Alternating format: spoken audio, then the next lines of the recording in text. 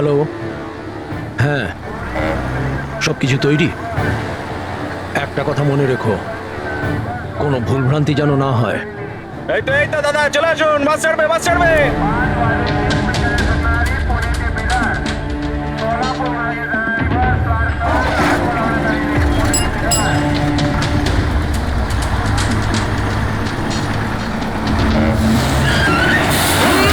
চাপ বাবা। আরে দাদা, কি হলো? বাস দাঁড়ালো কেন? আরে বাসের সামনে কেউ গাড়ি দাঁড় করিয়ে দিয়েছে দাদা। মাঝ রাস্তায়?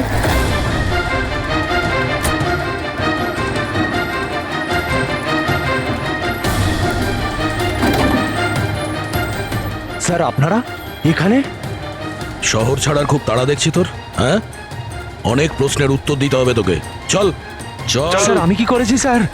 স্যার, আমার কথাটা তো শুনুন স্যার। চল। স্যার, আমাকে কেন ধরছেন স্যার? স্যার স্যার কি করছেন স্যার?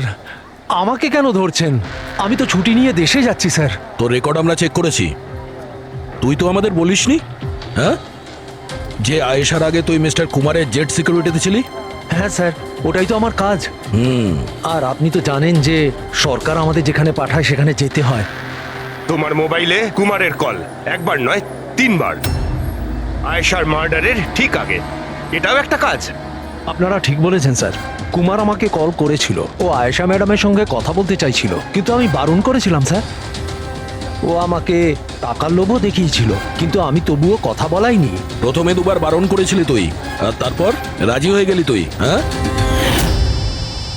ম্যাডাম, এই কুমার স্যার আবার ফোন করছেন। হ্যাঁ, আমাকে কোনো বিপদের ব্যাপারে বলতে চাইছে। ফোনটা দাও। এই নিন। হ্যাঁ বলো। আমি জানতে পারলাম তুমি আমার জন্য চিন্তা করছো, কোনো বিপদ থেকে আমাকে উদ্ধার করতে চাইছো। How strange. আমি বলে দিচ্ছি, আমি তোমাকে খুব ভালো মতো চিনি। আর এই সমস্ত কার্যকলাপ না তুমি অন্য কারোর সাথে করো। আর এমনিতেও যদি আমি জেলে যাই, এই টাকাগুলো নিয়ে আমি কি করব? আচার দেবো? এই টাকাটা না তুমি তোমার কাছেই রাখো, এটা তোমারই সাহায্যে লাগবে। কোনো দরকার নেই এই ফোনটা আমাকে দেওয়ার। আমার সাথে গেম খেলার চেষ্টা করে যাচ্ছে, আর তুমি ওকে সাহায্য করছো।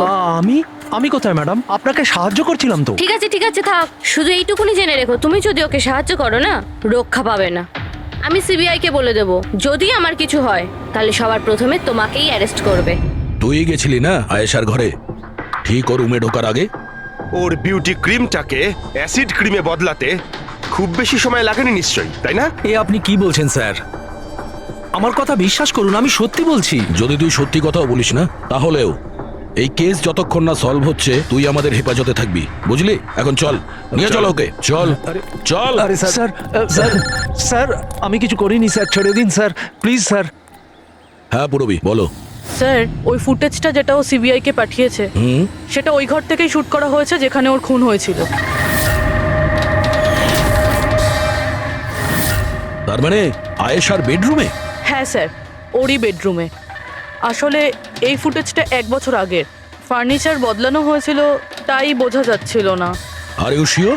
স্যার 100%, এটা সেই ঘরটাই। হ্যাঁ, একটা ভাইটাল ইনফরমেশন দিলে Purabi. Thank you so much. Purabi বলল যে আয়েশা মিনিস্টার আর মিস্টার কুমারের স্টিংটা ওই রুমেই করেছে। আর যদি এটাই হয়, ক্যামেরা ওই ঘরেই কোথাও লুকানো আছে। তার মানে ক্যামেরা এখনো ওখানেই আছে।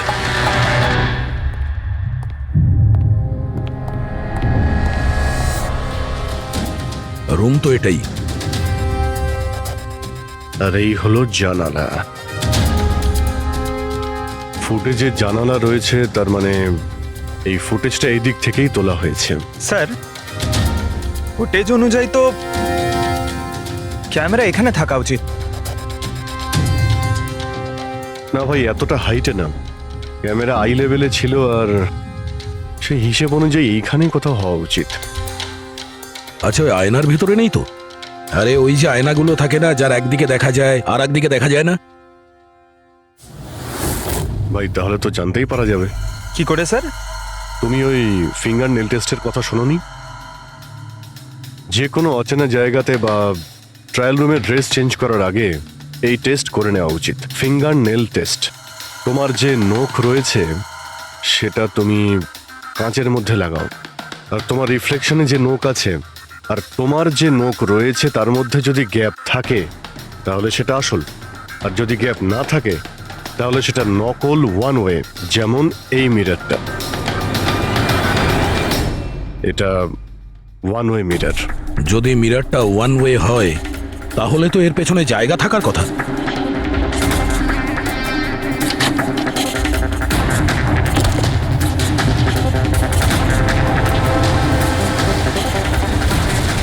অভিজিৎ,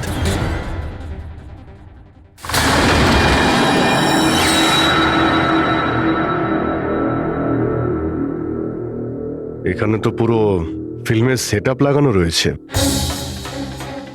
এসডি কার্ড তো নেই স্যার। হ্যাঁ,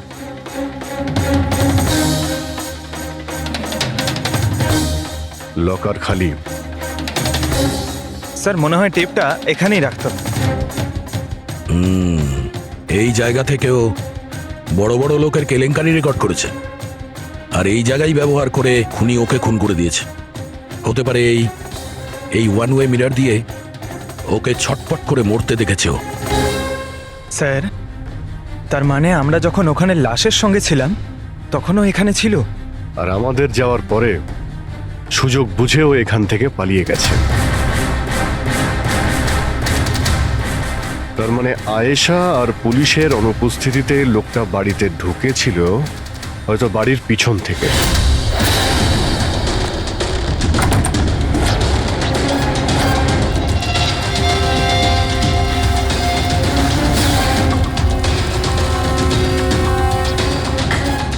ও আয়েশার বিউটি ক্রিমটাকে সরিয়ে বিষাক্ত ক্রিমটা রেখে দেয়, আর তারপর ভিতরে ঢুকে বসে থাকে।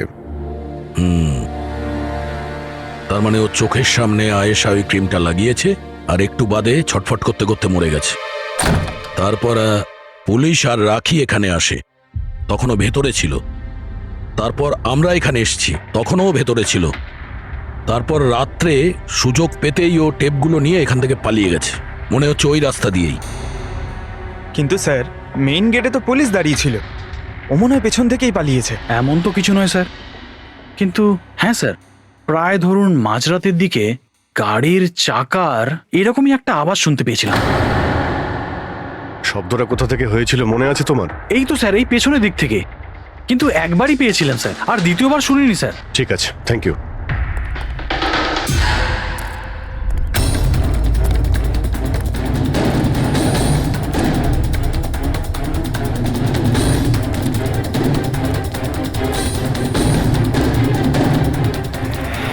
স্যার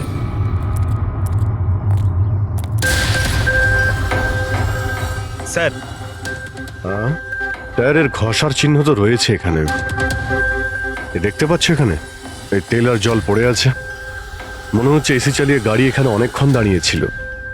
আর তারপর গাড়ি এখান থেকে বেরিয়ে গেছে। ওই কনস্টেবল এই গাড়িরই টায়ারের আওয়াজ শুনেছিল। যদি গাড়িটা এখানে অপেক্ষা করেই থাকে তাহলে হঠাৎ এমন কি হলো যে তাড়াহুড়ো করে চলে গেল? স্যার মনে হয় কেউ দেখে ফেলেছিল, ওই জন্য ভয়তে পালিয়ে গেছো। পয়েন্ট আছে। এখানে আশপাশটা জিজ্ঞাসা করে দেখি।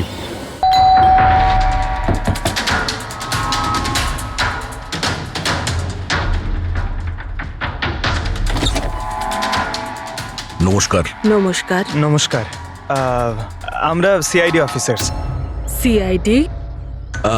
ম্যাম, কালকে রাত্রে আপনি এখানে কিছু কিছু অদ্ভুত দেখেছিলেন বা শুনেছিলেন, এমন কিছু যা আগে কখনো ঘটেনি? হ্যাঁ, দেখে তো ছিলাম। অনেক রাত পর্যন্ত আমি ঘুমোতে পারিনি।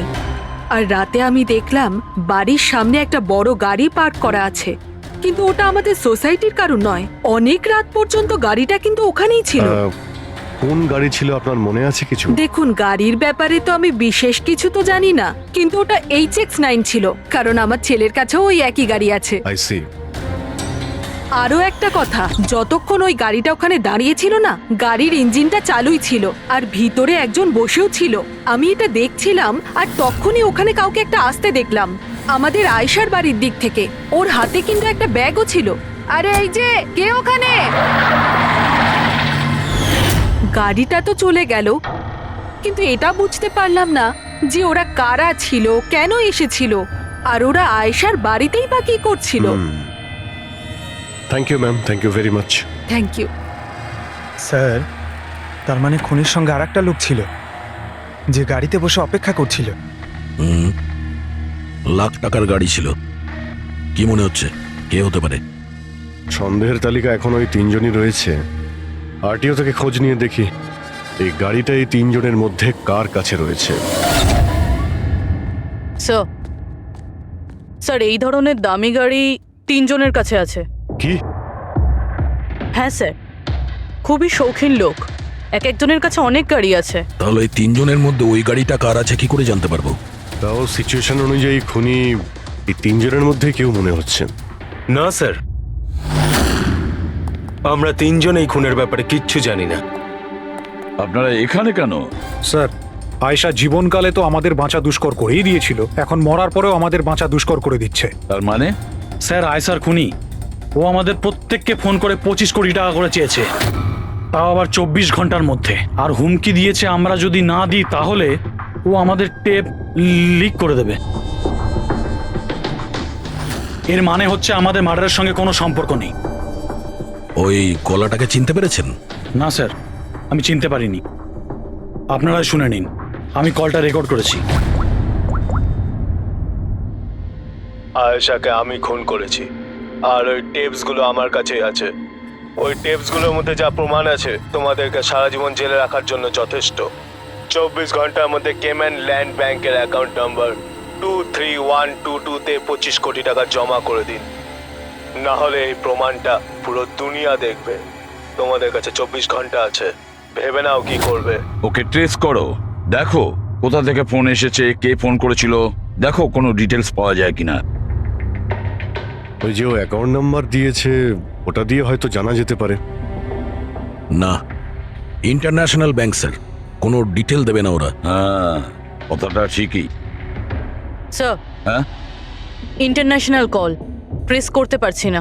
তার মানে কিছুই হবে না? ওই বদমাসকে 25 কোটি টাকা দিতেই হবে? না। কেন দেবেন 25 কোটি টাকা ওই বদমাস লোকটাকে? হ্যাঁ, আর কেন দেবেন যেখানে আপনারা কিছু করেননি? না কোনো ঘুষ দিয়েছেন আপনারা, না কোনো বেআইনি কাজ করেছেন। তাহলে আপনাদের বিরুদ্ধে ওই টেপে তো কিছুই থাকবে না। হ্যাঁ, যদি আপনারা কিছু করে থাকেন তাহলে। আরে এটা কি বলছেন স্যার? আমরা কিচ্ছু করিনি, আমরা ইনোসেন্ট, আমরা নির্দোষ। আপনি তো অযথাই আমাদের ওপর। আশ্চর্য তো। এনিওয়ে, থ্যাংক ইউ, আমরা নিজেরা সামলে নেব। চলো।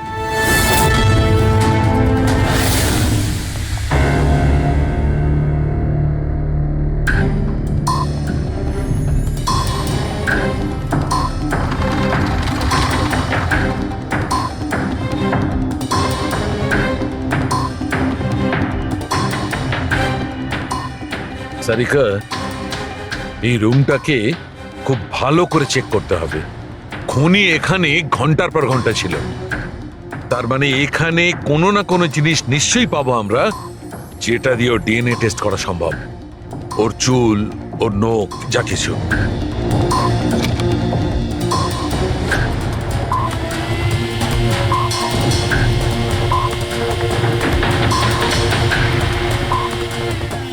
এক মিনিট সারিকা, হ্যাঁ, একটা ফোর্সেপ দাও।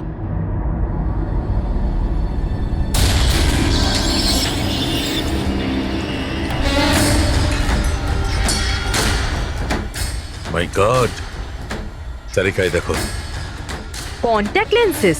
Yes, contact lens. কিন্তু কিন্তু আয়েশার চোখ তো একদম ঠিক ছিল। আমি নিজেও রিপোর্টস চেক করেছি, না ও চশমা পরতো আর না কন্ট্যাক্ট লেন্স। তবে এই কন্ট্যাক্ট লেন্সটা কার হতে পারে? খুনির? না না, খুনির হতে পারে না। একটা চোখের কন্ট্যাক্ট লেন্স খুলে যাবে আর কেউ জানতে পারবে না, এটা ইম্পসিবল। দেখান তো একটু।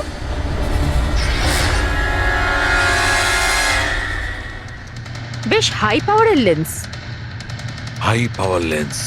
কিছু তো আছে এই রুমে। একে তো এই ঘরটা চারিদিক থেকে বন্ধ, কোনো জানলা নেই, কোনো ভেন্টিলেটর নেই। ও ওহো, কি হয়েছে? সারিকা, তুমি জানো তো ওই কালার স্টেন কেমিক্যাল বানানো হয় যা দিয়ে ঘাউন টেস্ট করা যায়? হ্যাঁ জানি। গুড। এক কাজ করো, তুমি কালার স্টেন কেমিক্যাল বানাও। খনি এখানে এই ঘরের মধ্যে ঘন্টার পর ঘন্টা ছিল, আর আমাদের অল্প সময়ের মধ্যে এত ঘাম হয়ে গেল। ওই খনির তো খুব ঘাম হয়েছিল। ইয়েস, এই ঘামটাকে চেক করব, তার থেকে জানা যাবে যে খনি কোথায় ছিল, দাঁড়িয়ে ছিল না বসে ছিল না কিভাবে ছিল, সব কিছু। ওই র্যানসাম কলের কোনো মানেই হয় না, ওই কল বোগাস হতে পারে। হ্যাঁ স্যার, কারণটা আমাদের কেস থেকে সরানোর জন্য আর টাকা কামানোর জন্য। এই তিনজনের মধ্যে কেউ আয়েশাকে খুন করে আর ওই টেপটাকে চুরি করে, আর সে বাকি দুজনকে কল করে ব্ল্যাকমেল করছে। কিন্তু স্যার, সে কে? স্যার, আমার তো মনে হয় কুমার হতে পারে। ও ভীষণ রকচটা, যে কারো খুন করতে পারে। আর ওই বাকি দুজন, ওরাও কম যায় না স্যার। এই তিনজনের যেমন পয়সাও আছে তেমন ক্ষমতাও আছে এদের। খুনি এই তিনজনের মধ্যেই কেউ হবে স্যার। আর খুনির একজন সঙ্গীও আছে, যে ওই বাইরে গাড়িতে বসে খুনির জন্য অপেক্ষা করছিল। হ্যাঁ, হবে তো এই তিনজনের মধ্যেই কেউ, আর এমন একজন যে আয়েশাকে খুব কাছ থেকে চিনত। এক্স্যাক্টলি, সেজন্য ও জানতো যে আয়নার পেছনেও আরো একটা রুম আছে, আর আয়েশা কোন ক্রিম ব্যবহার করতো সেটাও ও জানতো। স্যার, এর মানে ওই গোপন জায়গার ব্যাপারে খুনি ছাড়া আর কেউ কিছু জানতো না। এক্স্যাক্টলি। তাহলে স্যার? তাহলে আবার কি করবে দয়া? ধরে ফেলো ওদের। ওদের প্ল্যানিং এই, ওদেরকে ফাঁসাতে হবে।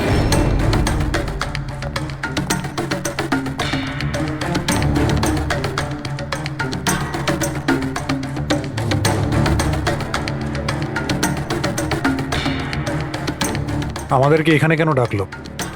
কোনো আইডিয়া? হয়তো জিজ্ঞেস করার জন্য ডেকেছে, খুনিকে টাকা দিয়েছে কি দিইনি। তাহলে তোমরা দুজন কি টাকা দেবে? তোমাদের কি মনে হয় টাকা দেওয়া ছাড়া আর কোনো উপায় আছে? তা তুমি কি করতে চলেছো ভিকি? দেবে টাকা? দেখো, টেপের ব্যাপারে তো কিছু বলতে পারছি না, আর তাছাড়া আমি কোনো বেআইনি কাজ করিনি, এই জন্য টাকা দেওয়ার তো কোনো প্রশ্নই আসে না। সরি, আমি টাকা দিচ্ছি না। ও কাম অন ম্যান, এত ঢং করার কি আছে? কিছু করে থাকলে বলো না, শুধু আমরা তিনজনই আছি এখানে। দেখো রাহুল, যদি কথা... এক সেকেন্ড, নাও, সিআইডি মেসেজ করেছে। আরে কোথায় আছে ওরা? কি লিখেছে বল। কোথায় আটকে গেছে, আসতে পারবে না, ফিরে যেতে বলেছে। হোয়াট ননসেন্স ভাই, আমরা কখন থেকে এখানে বসে আছি, শুধু শুধু সময় নষ্ট করে দিল। এবার কি করবে? যাওয়া যাক, আর কি। চলো, কাম অন।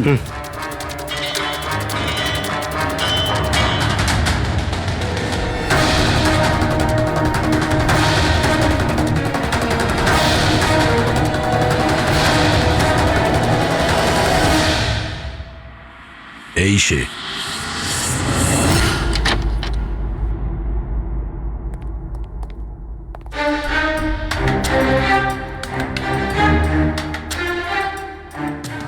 স্যার, ভিকি, তার মানে ও জানতো যে আয়নাটার পিছনে ক্যামেরা আছে। হ্যাঁ, বাকি দুজনের হয় এরা কিছু জানে না, না হলে আমাদের সামনে অ্যাক্টিং করছে।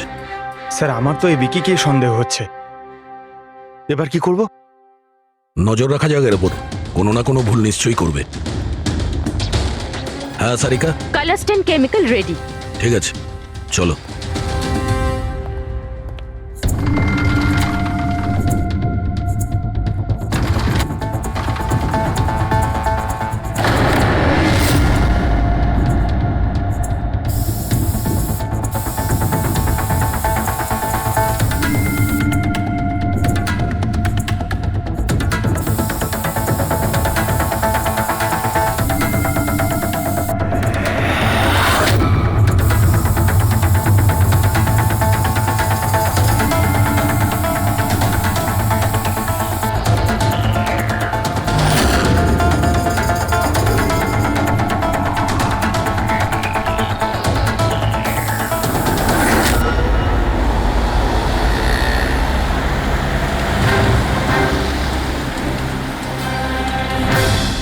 আরে স্যারও যাচ্ছেটা কোথায়? আরে কোথায় আর যাবে পঙ্কজ, বন্ধুদের সাথেই দেখা করতে যাচ্ছে, আবার কি?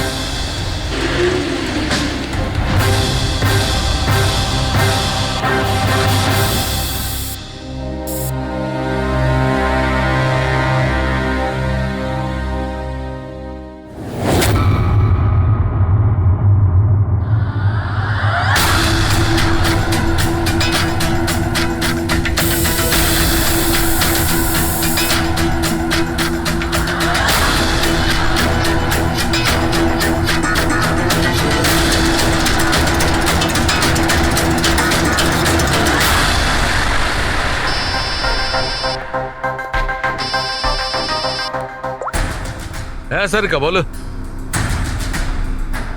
গুড, কিছু পেলে? মেঝেতে? মেঝেতে শুয়েছিল? মেঝেতে কেন? ওকে ওকে, ঠিক আছে সারিকা, আমি তোমাকে পরে ফোন করছি। বাই। ওই 2 দিন আগে আমি 1124 লাস্টটা এনেছিলাম। হ্যাঁ স্যার। কোথায় ওটা? ওর মুখটা দেখতে হবে। এই যে স্যার।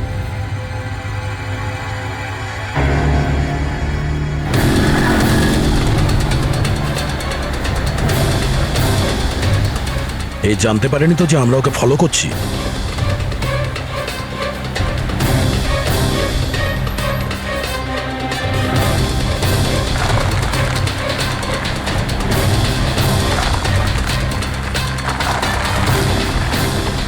স্যার, এটা সত্যি সত্যি বাড়িতে ঢুকে গেল। ভেবেছিলাম ও কোনো বন্ধুর সাথে দেখা করবে। হ্যাঁ অভিজিৎ। কি? ডক্টর সালুকে বলে দিয়েছেন যে খুনি কে? কে? ও হ্যাঁ, আমরা এই উইকিকে ফলো করতে করতে ওর বাড়ির কাছে পৌঁছে গেছি। ঠিক আছে, আমরা ওয়েট করছি। অভিজিৎ আসছে।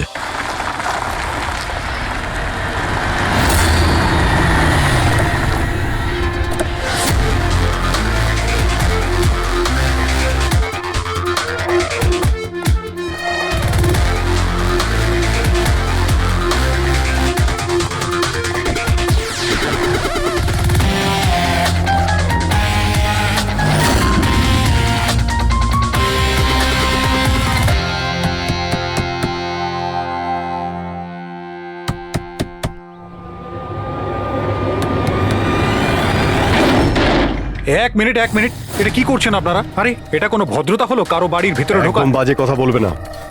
আমরা সত্যিটা জেনে গেছি। কোথায় লুকিয়ে রেখেছো ওকে? দেখুন, আপনি আমার কথা শুনুন, আপনার কোথাও ভুল হচ্ছে। আমি কিচ্ছু করিনি। আমি না আয়েশাকে খুন করেছি আর না এখানে কাউকে লুকিয়ে রেখেছি। আমরা কখন বললাম যে তুমি আয়েশার খুন করেছো? হ্যাঁ, একেই বলে চোরের নজর বোচকার দিকে। দেখুন, আমার কথাটা বোঝার চেষ্টা করুন। আপনারা আমার কথাটা শুনুন। আপনারা আমার কথা কেন শুনছেন না?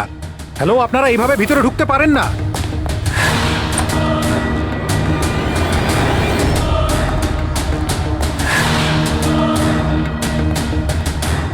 এখানে তো কেউ নেই।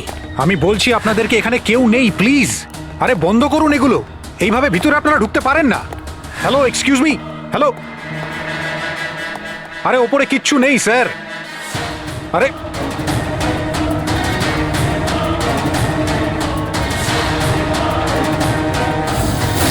প্লিজ দেখুন, এখানে কিচ্ছু নেই, কেউ নেই এখানে।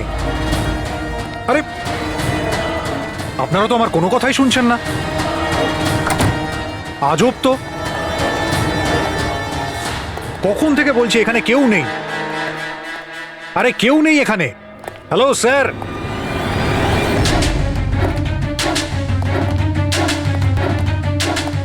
দেখুন আমার কথাটা শুনুন প্লিজ। শুনুন, দেখুন দেখুন, আমি আপনাকে বলছি আমি আয়েশাকে খুন করিনি। প্লিজ আমার কথাটা বোঝার চেষ্টা করুন। আমি সত্যি বলছি। আমরা জানি যে তুমি আয়েশাকে খুন করোনি। তাহলে আপনারা এখানে কি খুঁজছেন? 1 মিনিট, সব জানতে পারবে।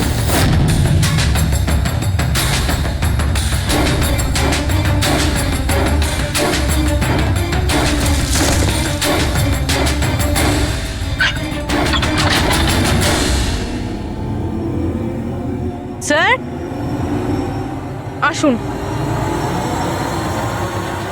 আয়েশা দেবী, আপনার খেলা শেষ, চলে আসুন। সালুমকে স্যার আগেই বলে দিয়েছিল তুমি বেঁচে আছো। আসলে আমি ওর চোখটা চেক করব।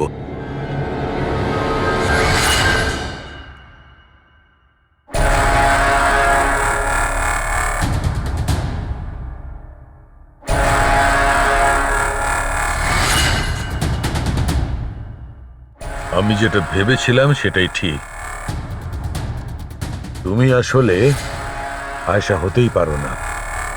তুমি তো সে যাকে ঘরের মধ্যে বেঁধে রাখা হয়েছিল। অন্য কোনো মেয়েকে আয়েশা বানিয়ে নির্মমভাবে ওকে হত্যা করেছো। হুম, কে ছিল ওই মেয়েটা? কি শত্রুতা কি ছিল ওর সঙ্গে? ওর সাথে কোনো শত্রুতা ছিল না। আমি শুধু আমার জীবনটাকে বাঁচাতে চেয়েছিলাম। আমি খুব ভালো করে জানতাম যে সিবিআইকে সাক্ষী দেবার পরেও আমি সুরক্ষিত থাকবো না। এই তিনজনেই কিন্তু খুব ডেঞ্জারাস। ওরা আমাকে ঠিক খুঁজে বের করে নিত, আর আমি ভয় পেয়ে বেঁচে থাকতে পারতাম না। তাই আমার সামনে একটাই রাস্তা ছিল, নিজের মরে যাওয়ার মিথ্যে অভিনয় করে সারাটা জীবনের মতো উধাও হয়ে যাওয়া। এই পরিকল্পনাটা আমরা দুজনে মিলে বানিয়েছিলাম। ওই মেয়েটা একটা স্ট্রাগলিং অ্যাক্ট্রেস ছিল। ওকে আমরা ইন্টারনেটের কোনো অনলাইন কাস্টিং এজেন্সি থেকে খুঁজে বার করেছি। রিয়া নাম ছিল ওর। ওকে এই জন্যই সিলেক্ট করেছিলাম কারণ ওর হাইট, ওয়েট সব কিছুই আয়েশার মতো ছিল। আমরা ওকে মিথ্যে মিটিংয়ের অজুহাতে বাড়িতে ডাকি, আর ওকে অজ্ঞান করে দিই, আর ওকে বেঁধে ওই গুপ্ত রুমে রেখে দিই।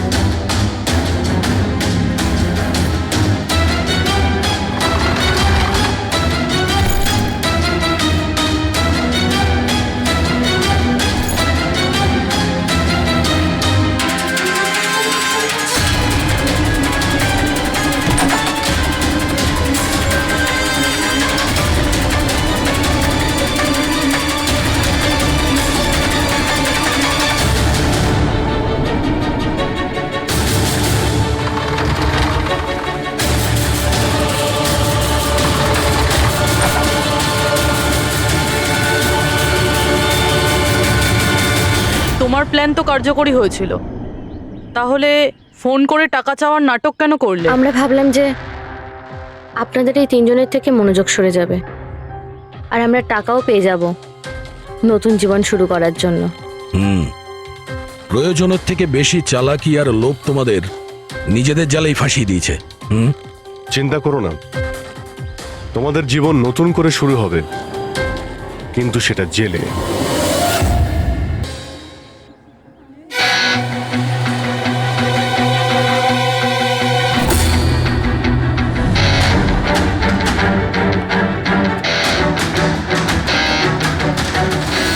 আচ্ছা, এই ছবিটা দেখুন, আপনি একে চেনেন? কালে সারাদিন এখানে আপনার ক্যাফেতেই ছিল। হ্যাঁ স্যার, এ কালকে সারাটা দিন এখানেই ছিল, আর রাতে এই ধরুন 10:30 আশেপাশে এখান থেকে বেরিয়েছিল। এ একা ছিল নাকি এর সাথে আরো কেউ ছিল? নিতু, এদিকে একটু এসো। এই ফটোটা একটু দেখো, এ কালকে এখানেই ছিল না? এনাদেরকে এটা বলো যে এ কালকে একা ছিল না, কারোর সাথে ছিল। ইনি তো অনিকেত। ইনি কখনো একা আসতেন না, সবসময় ভিড় নিয়ে আসতেন। মহিলা আর মেয়েদের ভিড়। আর শুধু কালই নয়, ইনি আমাদের রেগুলার কাস্টমার, প্রায়ই এখানে আসেন। আচ্ছা, ও রোজ একই মেয়ের সাথে আসতো না আলাদা আলাদা? আলাদা আলাদা আসতো স্যার, আর দিনে কম করে 3 থেকে 4 জন। খুবই পাকা খেলোয়াড় ছিলেন ইনি। একবার তো আমি ওনাকে জিজ্ঞাসাও করেছিলাম যে এতগুলো মেয়ের সাথে বন্ধুত্বটা হলো কি করে। তো উনি আমাকে বলেছিলেন যে ওনার মোবাইলে একটা অ্যাপ আছে, কোনো ডেটিং অ্যাপ, ওখানেই ওনার এই মেয়েগুলোর সাথে পরিচয়। খুন করে দিয়েছে পুলিশ, খুন করেছে পুলিশ। এই আরেকটা গুলি কে চালালো?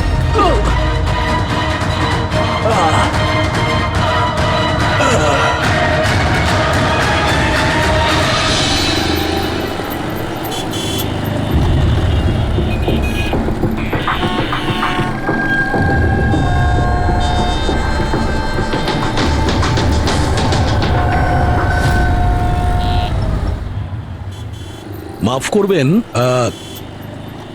খুন আপনি দেখেছেন? কিন্তু আপনি দেখলেন কি করে? বলতে চাইছি যে আপনি তো দেখতে পাই না, তাই তো? হ্যাঁ, ওই আর কি, মানে বলতে চাইছি আপনি দেখলেন কি করে খুন হতে? এইটার সাহায্যে। এটার সাহায্যে? কি এটা? এটা সেন্সর গ্লাভস। এতে সেন্সর ফিট করা আছে, যার থেকে অদৃশ্য তরঙ্গ বেরিয়ে যায়। ওই তরঙ্গের সামনে যা কিছু থাকে ওতে ধাক্কা খেয়ে ওগুলো ফিরে আসে। তাতে আমি জানতে পারি যে আমার সামনে কি হচ্ছে। মানে এক প্রকার এটা আপনার চোখের কাজ করে? হ্যাঁ, আপনি সেটা বলতে পারেন। আরে কিন্তু এটা এটা কি করে হতে পারে? হতে পারে। এক মিনিট। আপনি আপনি একজন মহিলা,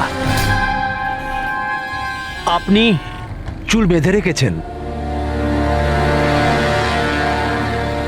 স্যার এটা তো ইনি আন্দাজেই বলছেন। আর আপনি আপনি বেশ গোলগাল দেখতে, হেলদি ইয়াং বয়। এটা তো ভুল বলেননি, দিন দিন তো মোটা হচ্ছ। ওয়েট তো চেক করেছিলাম স্যার, একটু কমও দেখাচ্ছিল। আপনি বলছেন যে এই ডিভাইসের সাহায্যে আপনি দেখেছেন কাউকে খুন হতে? একটা মেয়ের খুন হয়েছে স্যার, তাকে গুলি করা হয়েছে, গুলি। কোথায়? আই মিন এখানেই কাছাকাছি? না, এখানে নয়, এই এই জায়গাটা একটু এবড়ো খেবড়ো। ওটা খুব স্মুথ ছিল, ওখানে সিঁড়িও ছিল না। আচ্ছা, আপনি ওই জায়গা থেকে এখানে কি করে এলেন? জানি না, ঘটনাস্থলে কেউ আমাকে এখানে পিছন থেকে মারলো, আর তারপর আর কিছু জানি না। চোখ খুলে দেখলাম আমি এখানে। সঞ্জীব বাবু, কাল রাতে কি হয়েছিল আপনি আপনি ডিটেলসে বলুন আমাদের। আসলে আমি কাজ থেকে ফিরছিলাম, আর তখন আমার অটোটা একটা সিগন্যালে দাঁড়ায়। হে হে ওদিকে কি, ওদিকে কি কি? আরে ভেতর থেকে তুমি একটা মেয়ের চিৎকার শুনতে পেলে না? মেয়ের চিৎকার? কি বলছেন কি আপনি? ও, বের বললো। কি বলছেনটা কি? আরে আচ্ছা নাও, এটা তুমি রাখো রাখো। ঘটনাস্থলে আমি যখন পৌঁছলাম তখন দেখলাম যে একটা ছেলে আর একটা মেয়ে ছিল। ছেলেটার হাতে পিস্তল ছিল, গান। দুজনে ঝগড়া করছিল, ধস্তাধস্তি হচ্ছিল। খুন করেছে পুলিশ। এই আরেকটা গুলি। ব্যাস, যখন আমার চোখ খুললো তখন ওই ছেলেগুলো আমার গ্লাভস চুরি করবার চেষ্টা করেছিল, আর আমি ওদের ধরে ফেলি।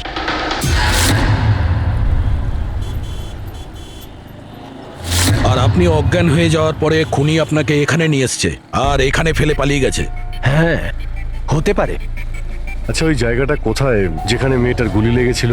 না স্যার, আমি জানি না। আচ্ছা, আন্ধারিতে ওই অটো যে সিগন্যালে দাঁড়িয়েছিল, যেখানে আপনি মেয়েটার চিৎকার শুনেছিলেন, সেই জায়গাটা জানেন আপনি? মনে আছে? আই অ্যাম সরি, আমি এ ব্যাপারে আপনাদের হেল্প করতে পারবো না। ইটস ওকে, ইটস ওকে, আপনি চিন্তা করবেন না, আমরা ওই জায়গাটার খোঁজ নিয়ে নেব। কিন্তু কি করে? ওই অটো ড্রাইভারকে জিজ্ঞাসা করব। এত বড় শহরে ওই ড্রাইভারকে আপনি কোথায় খুঁজে পাবেন স্যার? পেয়ে যাব। ওদের নেটওয়ার্ক খুবই ফাস্ট, সারা শহরে ছড়িয়ে আছে, পেয়ে যাব। ওনার নাম, ঠিকানা বা অন্য কিছু জানেন আপনি? ও ও টুপি পরেছিল আর পুরনো গান শুনছিল 90-এর দশকের। আর ওর অটোতে আগুন নেভানোর যন্ত্র লাগানো ছিল। আর হ্যাঁ, ওর কথাবার্তা দেখে মনে হচ্ছিল ও উত্তর ভারতে থাকে। হ্যালো, কি উত্তর ভারতের লোক? পুরনো গান শোনে, আবার টুপিও পরে, আগুন নেভানোর যন্ত্রও আছে ওর অটোতে। ঠিক আছে, দেখছি।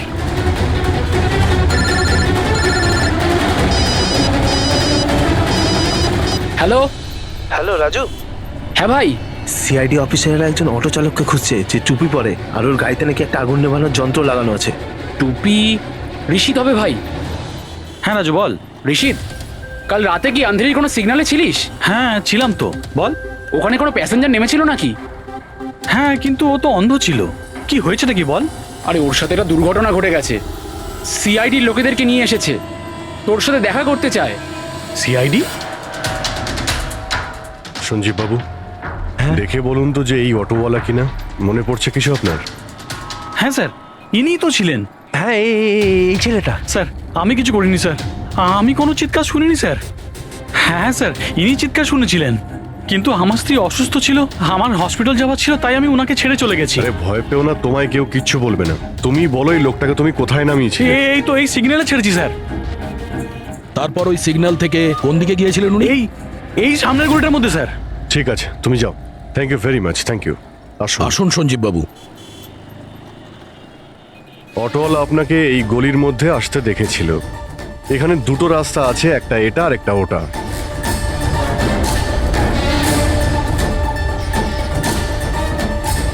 কিছু মনে পড়ছে আপনার কোথায় গিয়েছিলেন? সঞ্জীব বাবু, একটু মনে করে বলুন যে আপনি এর মধ্যে কোন গলিতে গেছিলেন?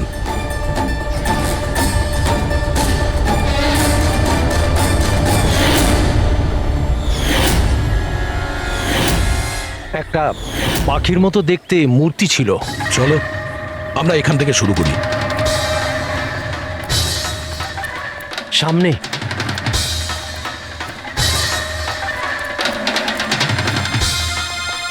স্যার এই দেখুন। সঞ্জীব বাবু দেখুন তো এই মূর্তিটাই কিনা? হ্যাঁ হ্যাঁ এটাই। অভিজিৎ স্যার, মূর্তি পেয়ে গেছি। এটা কি?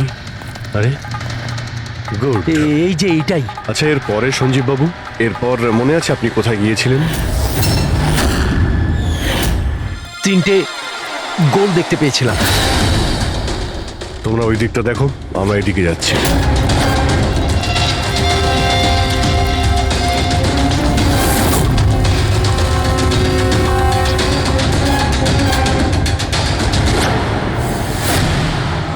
স্যার,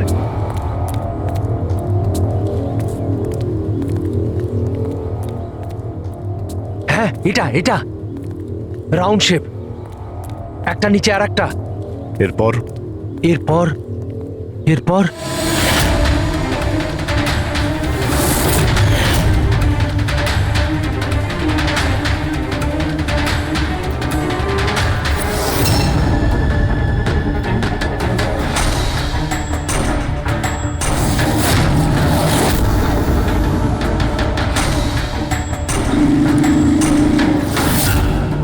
এদিকে এদিকে, এই যে। সাবধানে।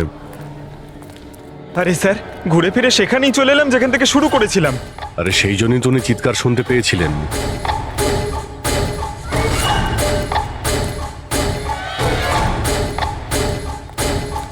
স্যার, এই জায়গাটা একেবারে জনবসতির মাঝখানে, তাহলে গুলি চলার আওয়াজ কেউ শুনতে পাইনি কেন? কারণ গানে সাইলেন্সার লাগানো ছিল।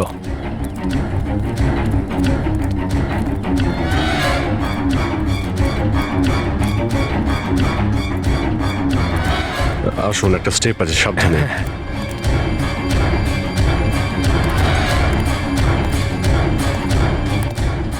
না না ঠিক আছে।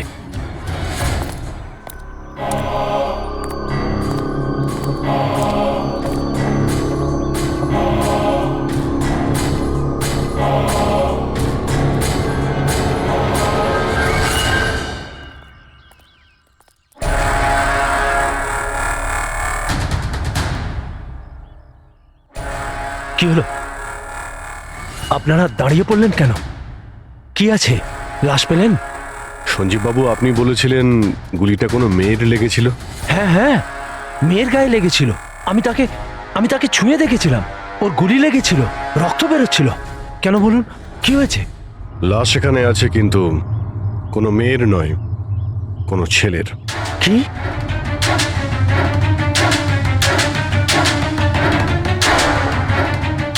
He is dead.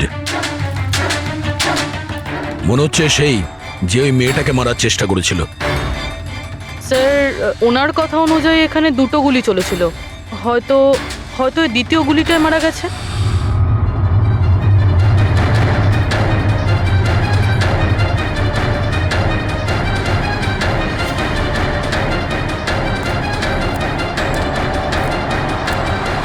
Sir, sir এখানেও তো রক্ত পড়ে আছে।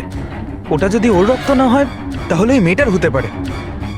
গুলি তো ওর এখানেই লেগেছিল স্যার। যদি মেয়েটার এখানে গুলি লাগে তো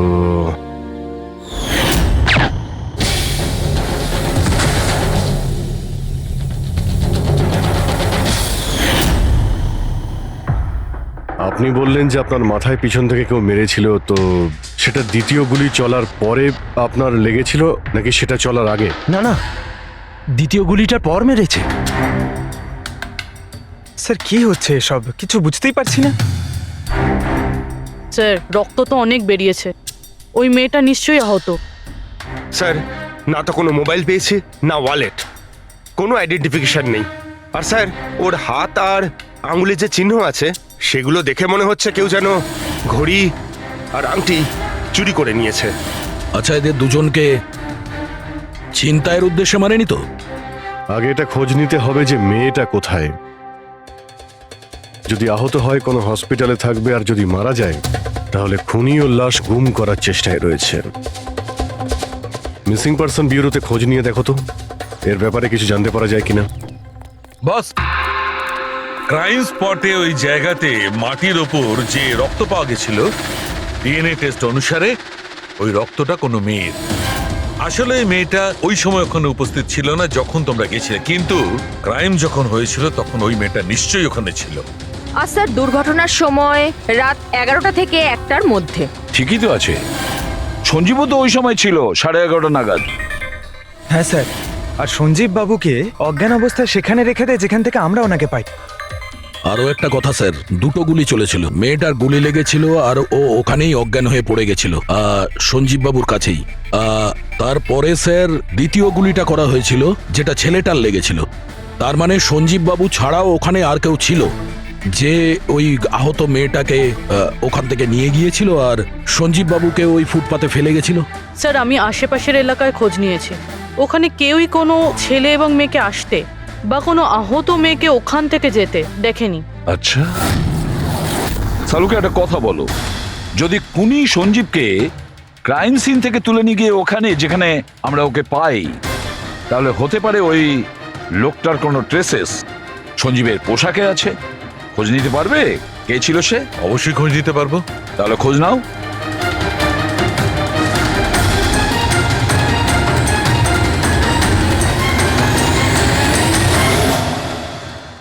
স্যার, লাশ শনাক্ত করা গেছে। ওর নাম হলো অনিকেত স্যার, আর ওর বাড়ির লোকজনও হারিয়ে যাওয়ার রিপোর্ট লিখিয়েছিলেন। অনিকেত, দেখুন আপনার ভাই অনিকেতের বডি আমরা বন্ধ কারখানায় পেয়েছিলাম। আপনারা কি বলতে পারবেন উনি কেন এখানে এসেছিলেন? আপনার ভাইয়ের খুন হয়েছে, আশা করব আপনারা আমাদের কাছে কিছুই লুকোবেন না।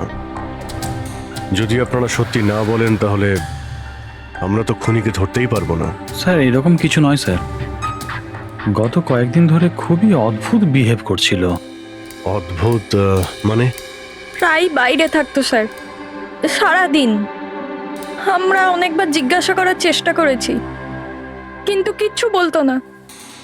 গতকাল সকালেও 11টা নাগাদ চলে গেছিল, কোথায় গেছিল কিচ্ছু বলেনি। সারা দিন ধরে স্যার ঘরে ফেরেনি, সকালে উঠে দেখি সারা রাতেও বাড়ি ফেরেনি। তারপরে গিয়ে আমি পুলিশের কাছে কমপ্লেন করি। তো সারাটা দিন ফোনে কোনো কথা হয়নি? স্যার আমি ওকে সারাদিন ধরে ফোনে কল করছিলাম কিন্তু ফোনেই পাচ্ছিলাম না ওকে। এরকম কবে থেকে চলছিল? স্যার জানি না কবে থেকে, গত কয়েক বছর ধরে তো সিঙ্গাপুরেই ছিল। এই তো কিছু মাস আগেই ইন্ডিয়া এলো, তখন থেকেই এরকমই বিহেভ করছিল। সিঙ্গাপুরে কি কাজ করতেন ইনি? ওখানে হোটেলে জব করতো। এ বিবাহিত ছিল? না স্যার, বিবাহিত ছিল না। কোনো মেয়ের সাথে এর সম্পর্ক ছিল? কারণ মরার আগে ও কোনো মেয়ের সঙ্গে ঝগড়া করছিল। জানি না স্যার, আমরা কিছুই জানি না এর কোনো মহিলার সঙ্গে কোনো অ্যাফেয়ার বা বন্ধুত্ব আছে কিনা, কিছুই জানি না। স্যার স্যার এনাদের থেকে অনিকেতের নাম্বার নেই আর কল রেকর্ডস চেক করি স্যার, তাতে জানতে পারি যে একটাও মেয়ের নাম্বার নেই স্যার, শুধু ছেলেদের সঙ্গেই কথা বলতো, আর বেশিরভাগই ওর সঙ্গে যারা কাজ করতো তাদের। আর স্যার মৃত্যুর আগেও ও কাউকে ফোন করেনি নিজের ফোন দিয়ে। কোনো মেয়ের নাম্বার পাওয়া যাচ্ছে না, এটা তো খুব অবাক কাণ্ড। স্যার খুবই সাদাসিধে লোক ছিল, শুধু নিজের কাজ নিয়েই ব্যস্ত থাকতো। ঠিক আছে, আপনারা যেতে পারেন। যদি দরকার হয় আপনাদের ডেকে নেব। স্যার স্যার কালকে কারখানায় যাওয়ার আগেই অনিকেত সারাদিন একই জায়গায় ছিল। কোন জায়গায়? Sir coffee shop.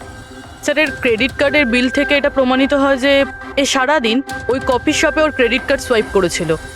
হ্যাঁ স্যার, ওর ফোনের লাস্ট লোকেশন ওই কফি শপই ছিল। কোন কফি শপ ছিল ওটা? Pillow coffee shop. যাও ওই পিলো কফি শপে আর খোঁজ না ও সারাদিন বসে কি করছিল। স্যার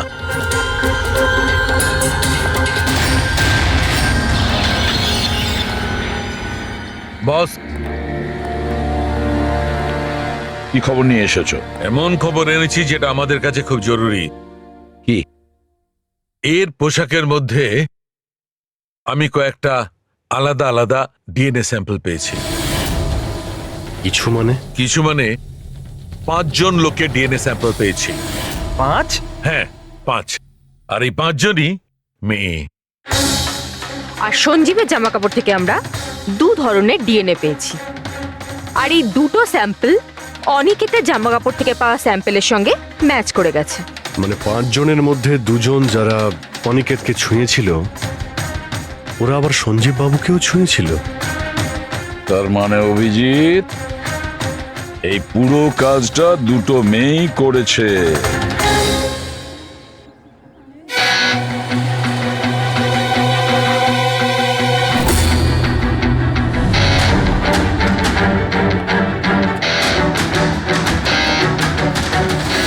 আচ্ছা, এই ছবিটা দেখুন, আপনি একে চেনেন?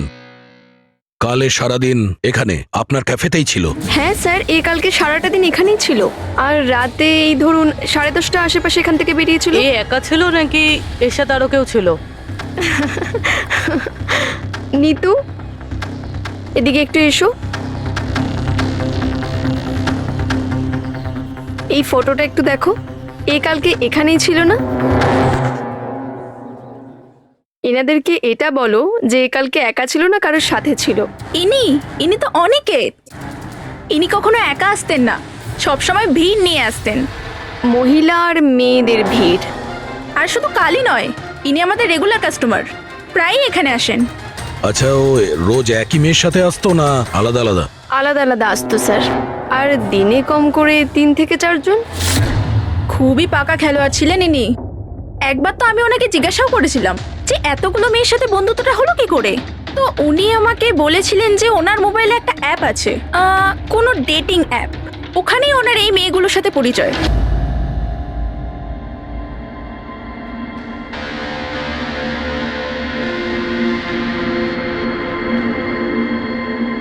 কিছু জানতে পেরেছো? হ্যাঁ স্যার, অনিকেতের ডেটিং অ্যাপের ব্যাপারে জানা গেছে। ওই অ্যাপটার নাম ম্যাচ আপ। Match up? এটা দুজনের সাথে বিয়ে দেওয়ার কোনো অ্যাপ নয় তো? হ্যাঁ স্যার, ওই রকমই কিছু। কিন্তু অনিকেত এই অ্যাপের ভুল ব্যবহার করেছে। ও এই অ্যাপের সাহায্যে এতগুলো মেয়ের সঙ্গে কন্ট্যাক্ট করেছে স্যার, আর ওদের সঙ্গে বন্ধুত্ব করেছে। আর মনে হচ্ছে বিয়েও কাউকেই করতে চায়নি, শুধুমাত্র টাইম পাস করছিল। এই অ্যাপে শুধুমাত্র চ্যাটিংই হয়, আর কারো নাম্বার এই অ্যাপে শো করে না স্যার। স্যার, আমরা অ্যাপ ডেভেলপ কোম্পানি থেকে 4টে মেয়ের ব্যাপারে খোঁজ নিয়েছি, অনিকেত যাদের খুব টাচে ছিল। ইনফ্যাক্ট মার্ডার হওয়ার দিনও ওদের সঙ্গেও ক্যাফেতে দেখা করেছিল। পুরবি কথা বলছে। প্রথম মেয়েটা হলো মোনা। হ্যাঁ, আমি দেখা করেছিলাম ওনার সাথে কফি শপে এই 4টে নাগাদ। কফি খেয়েছিলাম আর একটু কথাও বলেছিলাম আমরা। তারপর আমাকে বেরোতে হলো, আমার কিছু আর্জেন্ট কাজ ছিল। স্যার, এ বলছে যে কফি শপের পরে ও বিউটি পার্লারে গিয়েছিল, আর ওখান থেকে একটা মুভির প্রিমিয়ারে। দ্বিতীয় জন হলো রূপালী। তাহলে বলো, তোমার কি বক্তব্য?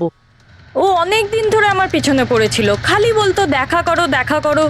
ভীষণই বোরিং ছিল, আই টেল ইউ। ওর সাথে 1 কাপ কফি যে আমি কিভাবে খেয়েছি, আর কফিটা শেষ হওয়ার সাথে সাথেই আমি ওখান থেকে বেরিয়ে গেছি। ও বলেছিল স্যার ও অনিকেতের সঙ্গে 6টার সময় দেখা করেছিল, আর তারপরও ফ্যামিলি ফাংশন অ্যাটেন্ড করতে আন্ধেরি গিয়েছিল। আর তৃতীয় অঞ্জু স্যার। ওর সাথে তো সময়টা বুঝতেই পারিনি।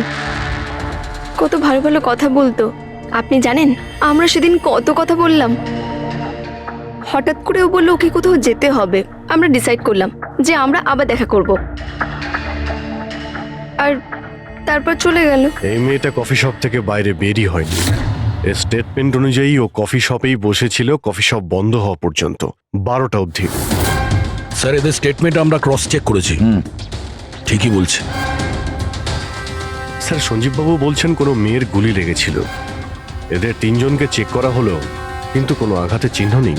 তোমরা তো 4টে মেয়ের কথা বলেছিলে, তাহলে চতুর্থ মেয়েটি গেল কোথায়? স্যার 4 নম্বর মেয়েটা হলো এরিকা। আমরা এই অ্যাপের সাহায্যে ওর সঙ্গে কন্ট্যাক্ট করার চেষ্টা করেছিলাম, কিন্তু ও কোনো রেসপন্স করেনি। তাহলে এক কাজ করো, ওই মেয়েটার সঙ্গে গিয়ে দেখা করো।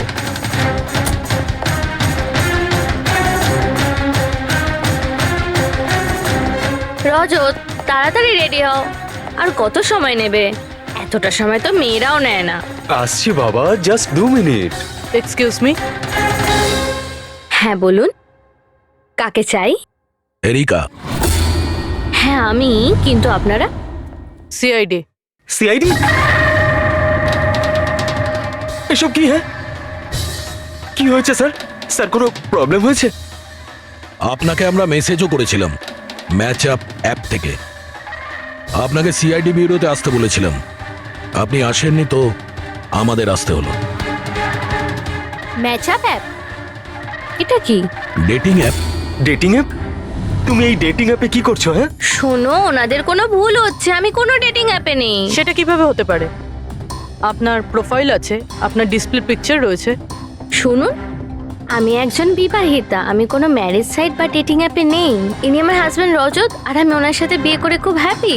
আমার এসব করার কোনো প্রয়োজন নেই। ম্যাডাম, আপনি যদি সত্যি বলেন তাহলে এটা কি? আপনার প্রোফাইলে এই ডেটিং অ্যাপে কি করে?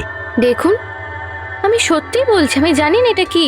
আমি এরকম কোনো প্রোফাইলই বানাইনি। তো আপনি এটা বলতে চাইছেন যে আপনার নামে কেউ ফেক আইডি বানিয়েছে? আচ্ছা, আপনি কোনো অনিকেত নামে কাউকে চেনেন? অনিকেত?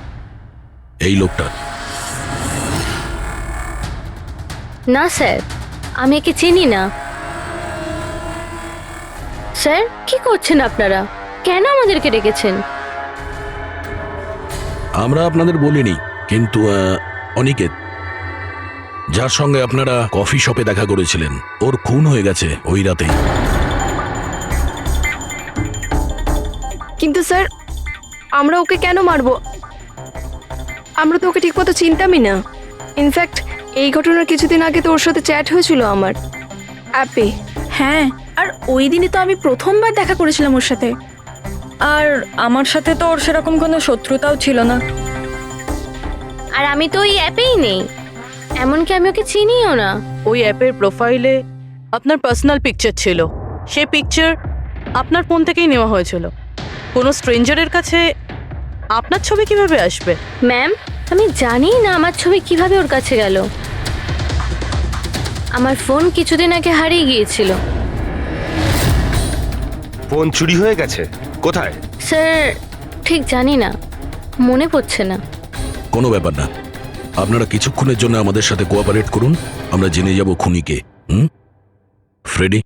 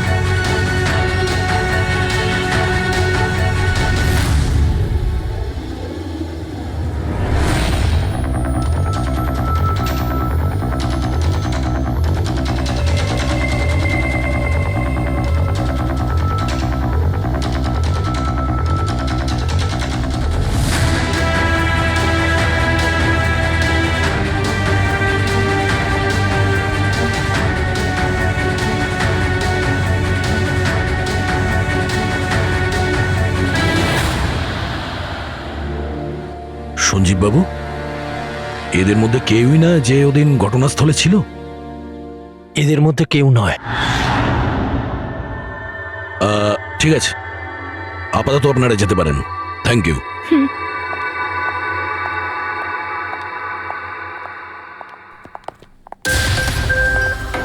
না স্যার, এদের মধ্যে তো কেউ না। স্যার বাকি তিনজনের মতন ওরও কোনো চোট নেই, কিন্তু কিন্তু ওই মেয়েটার আঘাত ছিল, চলার অবস্থাই ছিল না। কিন্তু সালুকে যে আমাকে বলল ও সঞ্জীবের পোশাকে যে ডিএনএ টেস্ট করেছিল তাতে তো দুটো মহিলার ট্রেসেস পাওয়া গেছে। ঠিক আছে, কিন্তু একজন আহত হতে পারে, আরেকজন সেও তো ওই চারজনের মধ্যে একজন হতে পারে। স্যার এই চারজনের জল খাওয়ার গ্লাসগুলো ফরেন্সিকে পাঠিয়ে দিয়েছি, রিপোর্ট আসবে। স্যার হ্যাঁ স্যার, ওই দুটো মেয়ের ডিএনএ এই চারজনের সঙ্গে ম্যাচ করেনি। কি ম্যাচ হচ্ছে না? তাহলে মেয়ে দুটোকে পাবো কি করে? এক মিনিট। কি হলো সঞ্জীব?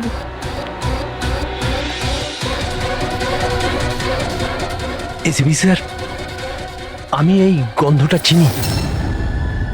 গন্ধ? আমার আফটার শেভ মনে হয় স্যার। না না, এটা ওই গন্ধ যেটা আমি ঘটনাস্থলে পেয়েছিলাম, একদম ওটার মতো। কফি আর চা?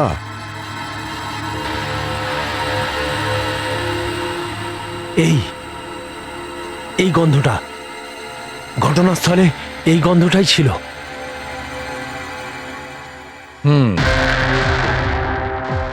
আর আমি পঙ্কজের জামার হাতার ওপরে কফির দাগ পেয়েছি।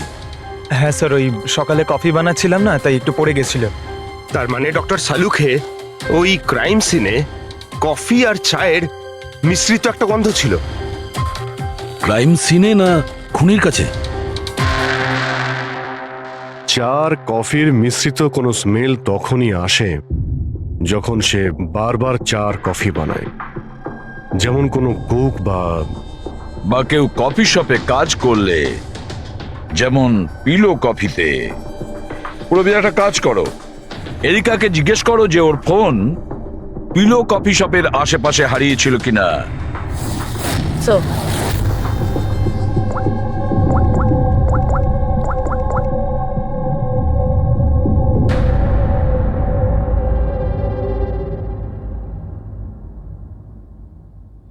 স্যার হ্যাঁ স্যার, ওনার ফোন ওখানেই হারিয়েছিল, ওই কফি শপে।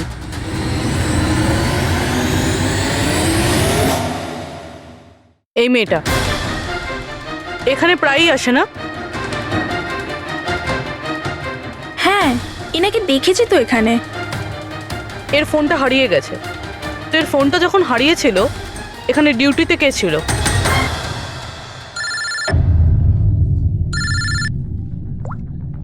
হ্যালো, হ্যাঁ ফ্রেডি। ও গুড, ঠিক আছে, আমরা এক্ষুনি ওখানে পৌঁছচ্ছি। রবি, স্যার ফ্রেডির ফোন ছিল, ওই হসপিটালটার খোঁজ পাওয়া গেছে যেখানে ওই আহত মেয়েটা ভর্তি আছে। স্যার ওই মহিলাই যে অনিকেতের খুন করেছিল? হ্যাঁ ওই মেয়েটা, আমাদের এক্ষুনি ওখানে যেতে হবে। স্যার আমাদের এখন বেরোতে হবে, কিন্তু যতক্ষণ অবধি জিজ্ঞাসাবাদ কমপ্লিট না হচ্ছে কেউ কফি শপ থেকে বেরোবে না।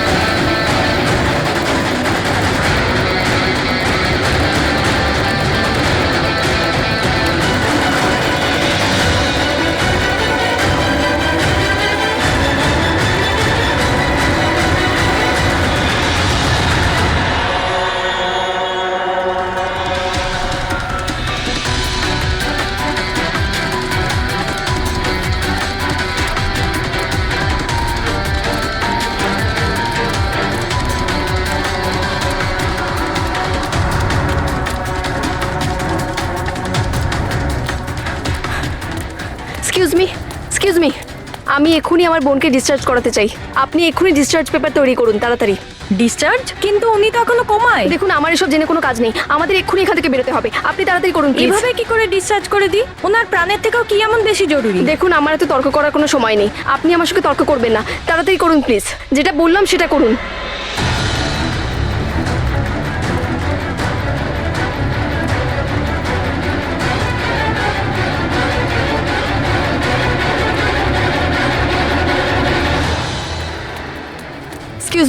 এক্সকিউজ মি, আমার দিদি স্বপ্নাকে এক্ষুনি ডিসচার্জ করাতে হবে, এক্ষুনি। ওর বিলের টোটাল অ্যামাউন্টটা বলবেন প্লিজ। Excuse me. মনে হয় খুব তাড়া আছে তোমার।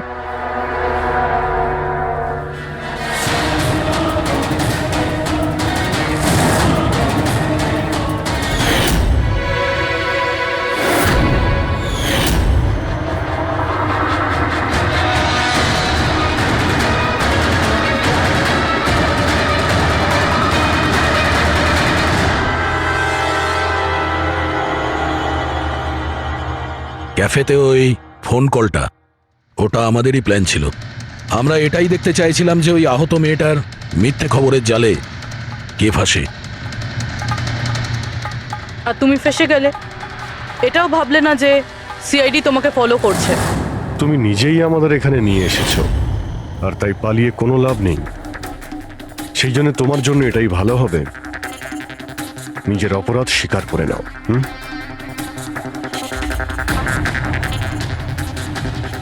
অনিকেত আমার দিদিকে জীবন্ত অবস্থাতে মেরে ফেলেছিল। ওদের সিঙ্গাপুরে দেখা হয়েছিল, আর ও ওখানেই আমার দিদিকে বিয়ের মিথ্যে প্রতিশ্রুতি দিয়েছিল। ওরা এঙ্গেজমেন্টও করে নেয়, আর তারপরে বিয়ের কথা বললেই ও এড়িয়েই যেত। আমার দিদি যখনই বিয়ের ডেট ফিক্সড করার কোনো কথা তুলতো, তখন সবসময় কোনো না কোনো অজুহাত দিতে শুরু করতো। আর এই ধরুন 6 মাস আগে ও বলল যে ওর মা নাকি খুব অসুস্থ, আর ওর মায়ের চিকিৎসার জন্য টাকার দরকার। আর আমার দিদি নিজের জীবনের সব সেভিংসটা দিয়ে দিয়েছিল। আর ও বলল যে ও সিঙ্গাপুর থেকে ফিরে এসেই আমার দিদিকে বিয়ে করবে। আর টাকা পয়সা নিয়ে অনিকেত সিঙ্গাপুর থেকে মুম্বাই আসে। হ্যাঁ, স্বপ্ন ওর অপেক্ষা করতে থাকলো, আর সেটাও পুরো 3 মাস ধরে। তারপরে একদিন আমি দেখলাম যে ও মুম্বাইয়ের ওই ক্যাফেতে ছিল, তাও আবার অন্য মেয়েদের সাথে। তার মানে ও স্বপ্নাকে বিয়ে করতেই চায়নি? না, ও স্বপ্নাকে ঠকাচ্ছিল। ও স্বপ্নার ইনকাম করা টাকা অন্য মেয়েদের পেছনে ওড়াচ্ছিল। আর আর ওর মাও কিন্তু অসুস্থ ছিল না, কারণ ওর তো কোনো মাই ছিল না। ওর মা তো অনেকদিন আগেই মারা গেছিলেন। তাই তুমি প্রতিশোধ নেওয়ার একটা প্ল্যান করলে। স্বপ্না তো আমার কোনো কথা বিশ্বাস করতে চাইতোই না। ওর ভালোবাসায় অন্ধ হয়ে গেছিল। ওর প্রমাণের দরকার ছিল, তাই অনিকেতের সত্যিটা সামনে আনার জন্য আমি এরিকার ফোন চুরি করি, আর ওর নাম দিয়েই আমি ম্যাচআপ অ্যাপে ওর ফেক প্রোফাইল তৈরি করি, আর অনিকেতের সঙ্গে চ্যাটিং করতাম। আর ও ইজিলি আমার ফাঁদে পড়ে যায়। তারপরে আমি ওকে ওই ফ্যাক্টরিতে আসতে বলি, আর তার সাথে স্বপ্নাকেও আসতে বলি, যাতে ও নিজের চোখে সবকিছু দেখতে পাক। কিন্তু ওই দিন যখন আমি ওখানে গেছিলাম, তখন আমি দেখলাম যে... এটা কি করছো তুমি? হিসেবটা শেষ করে দিচ্ছি। তুমি আমার সাথে যা করেছো তারই শাস্তি এটা। আমি সব জানি তুমি আমার টাকা কোথায় কোথায় খরচ করেছো, আর কত মেয়ের জীবন তুমি নষ্ট করবে। Aniket, please drop the gun. Aniket please. টাকা চাই তোর? তুমি এটা কি করছো? বেরো এখান থেকে, চুপচাপ বেরো এখান থেকে। আরে ছাড়ো ওকে, ছেড়ে দাও। ওকে বললাম না বেরো এখান থেকে।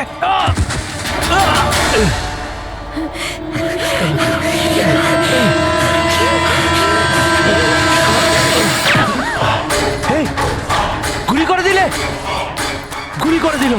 হ্যাঁ, খুন খুন করে দিয়েছে পুলিশ। এই আরেকটা গুলি কে চালালো? আরেকটা গুলি চালিয়েছে police.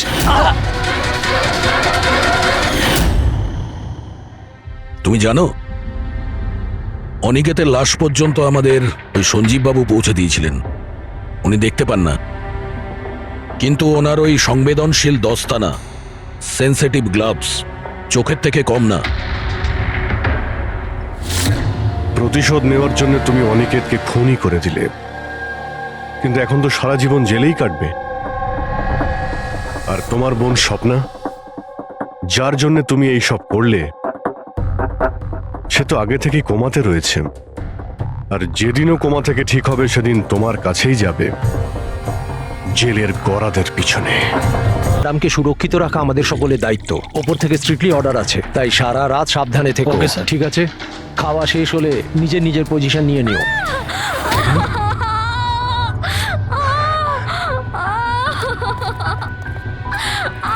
Madam, madam, madam, madam দরজা খুলুন, ম্যাডাম, দরজা খুলুন।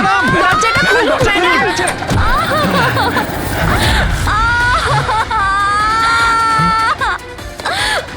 ম্যাডাম, ম্যাডাম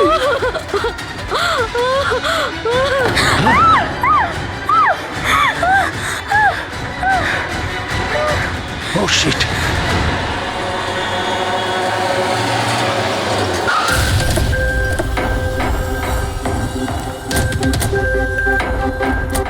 স্যার এক মিনিট, স্যার জানা যাচ্ছে কোনো দুর্ঘটনা ঘটে গেছে? আপনি বলতে পারবেন এই বাড়িতে ঠিক কি হয়েছে? স্যার এই কেসটা তো সিবিআই এর কাছে ছিল, তাহলে কি সিআইডি কে হ্যান্ড ওভার করে দেওয়া হলো? দেখুন, এখানে একটা মার্ডার হয়েছে বলেই আমরা এখানে এসেছি। এর থেকে বেশি কিছুই বলতে পারবো না, পরে কথা বলছি। একটু সরে যান। আসুন স্যার।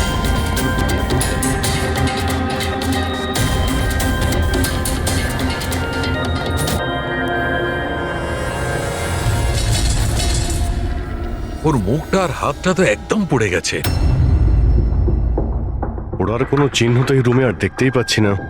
দেখে তো মনে হচ্ছে যে অ্যাসিড অ্যাটাক হয়েছে। হ্যাঁ দয়া, অ্যাসিড অ্যাটাকই হয়েছে।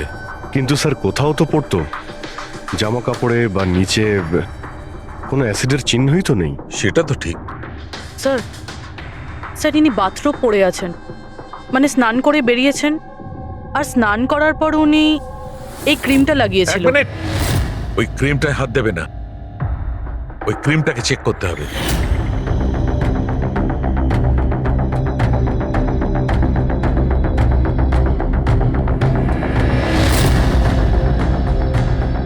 আরে এ তো কিছুই হলো না। হবে পঙ্কজ, ওয়েট।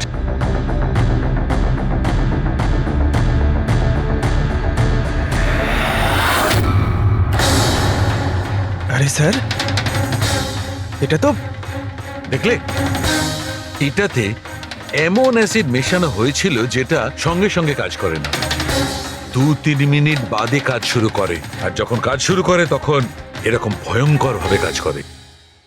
স্যার তার মানে স্নান করার পর উনি এই ক্রিমটা লাগিয়েছেন, আর সেটার এফেক্ট কিছুক্ষণ পরে হয়েছে। একদম ঠিক। কেউ আসলে একে মারবার জন্যে এর নিজের যে ক্রিম ছিল সেটা এই ক্রিমটার সঙ্গে বদলে দিয়েছে। এটা কি বলছেন আপনারা? কি কি ব্যাপার? আপনি মনে হচ্ছে একটু বেশি ঘাবড়ে গেছেন। হ্যাঁ, কি জানেন আপনি এদের ব্যাপারে? না স্যার, আমি কিছুই জানি না। ম্যাডাম তো এই ক্রিমটা রোজই ব্যবহার করতো। আর এটা খুনি ভালো মতোই জানতো, আর এটারই সুযোগও নিয়েছে। যেই হোক না কেন, আয়েশাকে খুব কাছ থেকে চিনতো। আচ্ছা, ওটা আপনি নয় তো? না স্যার। দেখো, আমরা জানি তুমি কিছু জানো। না ম্যাডাম, আমি কিছুই লুকাচ্ছি না। ব্যাস এই ক্রিমটা আমি লুকিয়ে লুকিয়ে কখনো কখনো ব্যবহার করতাম, আর আজও এই ক্রিমটা আমি মেখেছি। এক মিনিট, এই ক্রিমটা তুমি কখন লাগিয়েছো? স্যার, ম্যাডামের ঘরে আসার কিছুক্ষণ আগে, এই ধরুন 8টা নাগাদ। 8টার সময়? চেক করো। স্যার, পুড়ে যাওয়ার তো কোনো চিহ্নই নেই। হবে না, পোড়ার দাগ এই জন্য হবে না কারণ উনি যখন ক্রিমটা লাগিয়েছিলেন ওতে অ্যাসিড ছিল না, মানে ওই ক্রিমটা অরিজিনাল ছিল। তার মানে খনি ক্রিম 8টা থেকে 9টার মধ্যেই বদলে দিয়েছিল। কিন্তু কিভাবে? এখানে এত সিকিউরিটি ছিল। মনে হয় আগে থেকেই কেউ রুমে ছিল। এটা কি করে হতে পারে স্যার? কারণ ম্যাডাম এখানে আসার আগে আমি এই রুমটাকে ভালো করে চেক করেছিলাম, এখানে কেউ ছিল না। আর তাছাড়া ম্যাডামের চিৎকার শুনেই আমরা দৌড়ে এখানে এলাম। আর দেখি দরজা ভেতর থেকে লক স্যার। হ্যাঁ স্যার, আর ভেতরে আসার জন্য আমাদের দরজা ভাঙতে হয়েছিল। ঠিক আছে, আপনারা এখন আসুন, প্রয়োজন পড়লে আবার ডেকে নিচ্ছি। Okay sir. রুমের ভিতরে কেউই আসেনি, কিন্তু রুমটা চেক করতে কনস্টেবলই এসেছিল। পুরবি একটা কাজ করো, এদের সবার ব্যাকগ্রাউন্ড চেক করো। ততক্ষণে আমরা জানার চেষ্টা করি যে ব্যাপারটা কি।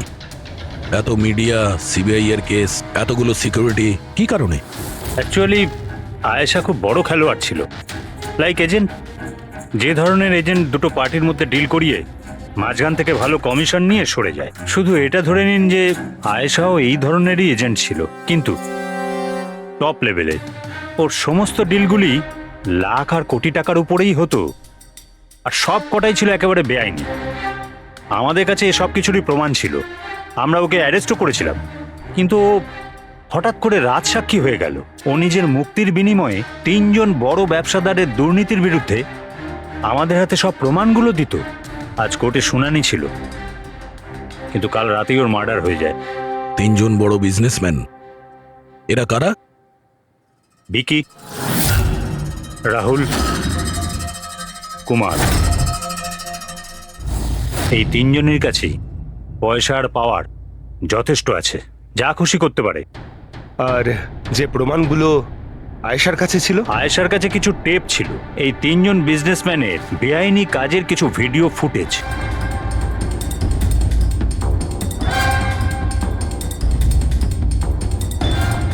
তার মধ্যে কুমারের একটা ক্লিপ আমাদের কাছে আছে। এই দেখো দয়া।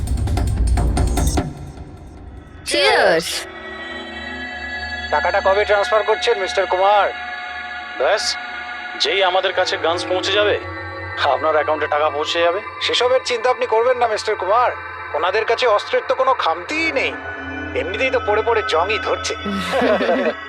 হ্যাঁ, তাছাড়া পাওয়ারে থাকার তো এটাই সুবিধা, তাই না? যখন যেটা মন চায় করে না। আপনি শুধু এই কনসাইনমেন্টটা সম্পূর্ণ করে দিন, আমাদের তো একসঙ্গে অনেক কাজ করতে হবে, তাই না? একদম।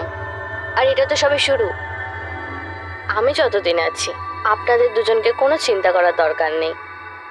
এটা একটা স্যাম্পল দয়া, এটা থেকে কিছু প্রমাণ করা যাবে না। অবশ্য প্রমাণ হিসেবে আয়েশার কাছে দেওয়ার মতো অনেক কিছুই ছিল, কিন্তু ও আমাদের কিছুই দেয়নি। ও চেয়েছিল যে এই সমস্ত প্রমাণগুলো ও কোর্টের হাতে নিজেই দেবে। নিজের নিরাপত্তার বদলে ও আমাদের সামনে এই শর্ত রেখেছিল। বাকি টেপগুলো ছাড়া এই টেপ আমাদের কোনো কাজেই আসবে না। এই টেপ আপনার কাজের না হতে পারে, কিন্তু আমাদের কাজে লাগতে পারে। এই 3 জনকে বিরোধে ডাকার জন্য যথেষ্ট। যে লেভেল পর্যন্ত এরা পৌঁছেছে, এদের পক্ষে আয়েশার মার্ডার প্ল্যান করা খুব একটা বড় ব্যাপার নেই। কোথায় ছিলে? কাল একটা পার্টিতে ছিলাম। এগুলো ওই লোকগুলোর স্টেটমেন্ট আর সিগনেচার, যারা কাল রাত 9টা থেকে 3টে অবধি আমার ক্লায়েন্টের সাথে ছিল। টাইম তো আমরা জিজ্ঞাসা করিনি। দেখুন, আয়েশার মাথা খারাপ ছিল। ও এমনই মন গড়া গল্পগুলো শোনাতো যাতে ও শাস্তি থেকে বেঁচে যায়। That's it. আয়েশা আপনাকে ঠকিয়েছে, আপনার বিরুদ্ধে সিবিআই এর কাছে প্রমাণ দিয়েছে। রাগ হওয়াটা তো স্বাভাবিক। হ্যাঁ, ভেবেছিলেন খুন করে দেওয়া যাক ওকে? রাগ নয় স্যার, বরং আফসোস হলো ওর ওপর। কারণ ও চাইলেও কিছু করে উঠতে পারতো না স্যার, কারণ ওর করার মতো কিছুই ছিল না। এটা আমার ক্লায়েন্ট রাহুলের অ্যালিবাই। কাল রাত্রে ইনি কিন্তু নিজের বিজনেস পার্টনারদের সাথেই ছিলেন, এর মধ্যে সমস্ত ডিটেলস আছে।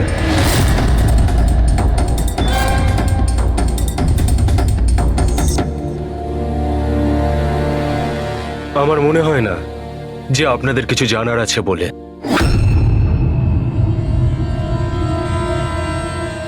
আপনারা যেতে পারেন। ধন্যবাদ।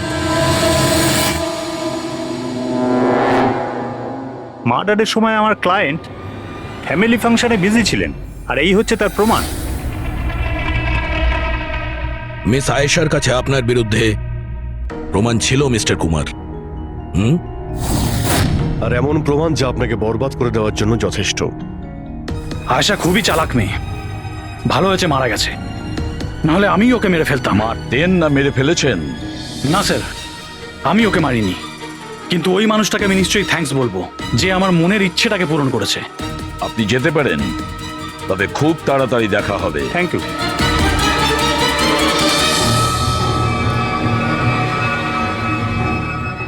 আপাতত আমরা কাউকেই অ্যারেস্ট করতে পারবো না। এখানে সবারই কোনো না কোনো কারণ আছে। স্যার হ্যাঁ স্যার স্যার একটা কথা জানা গেছে